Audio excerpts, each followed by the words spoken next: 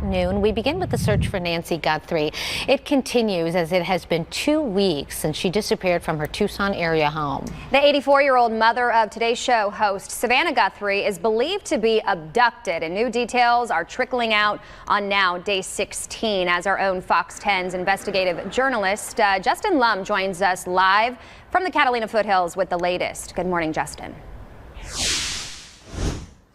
Hey, Danielle, Anita, as you guys know, our morning crews have been reporting mainly outside Nancy Guthrie's home, but we wanted to give you some more perspective of the area where authorities say they discovered some black gloves. So we're standing just alongside North Campbell Avenue. This is a little more than a mile away from Nancy Guthrie's residence, and this is where the Pima County Sheriff's Department says they conducted a search here and found those gloves. Andrell, take a walk. Head area, which is about 7 to 8 feet away from the roadway here. There is a good amount of traffic. There is some trash and debris in the area, but we are sort of in that zone where these gloves were found. And we know that according to the Pima County Sheriff's Department and the FBI, that those gloves were tested in a private lab in Florida, I believe last Thursday. The FBI then received results over the weekend, awaiting quality control and official confirmation. So this is a very intricate process with many steps. Investigators say the profile is that of an unknown male, which will enter the CODIS system, and then that takes about 16 to 24 hours from when the Bureau gets DNA. So we received this update, I believe, yesterday. So now at some point today, the CODIS system will officially have this profile. Investigators believe the glove with that DNA profile found here in this area matches the appearance, I should note, the appearance of the gloves worn by the suspect in that surveillance video outside Nancy Guthrie's doorstep. Here's what former law enforcement had to say to Fox News about the DNA testing.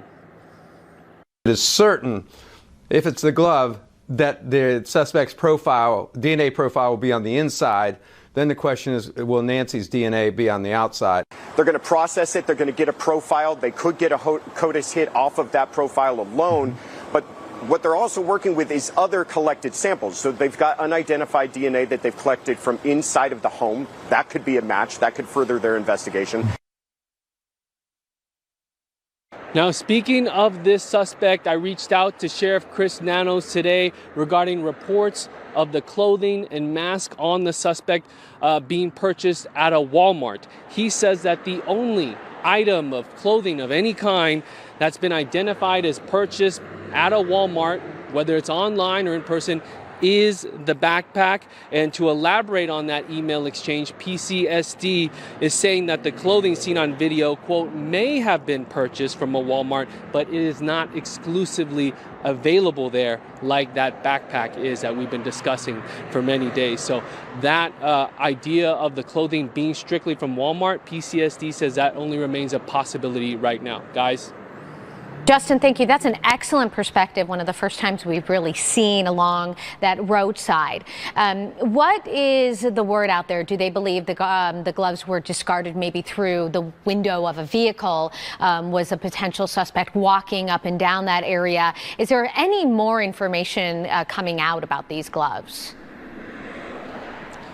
Yeah, some good questions right now. We know that the gloves were found here with the DNA profile. Whether or not those are the gloves that were at the scene of Nancy's home, that is to be determined. But just to give you a look at the roadway here, I mean, this is coming downhill from the neighborhood where Nancy lives. So if somebody was coming from that area and leaving, then they would throw that out of most likely the passenger window instead of going uphill towards the residence and throwing it out that way. And we've seen some crews here walking alongside this area. So we're in roughly the spot about 1.5 miles away.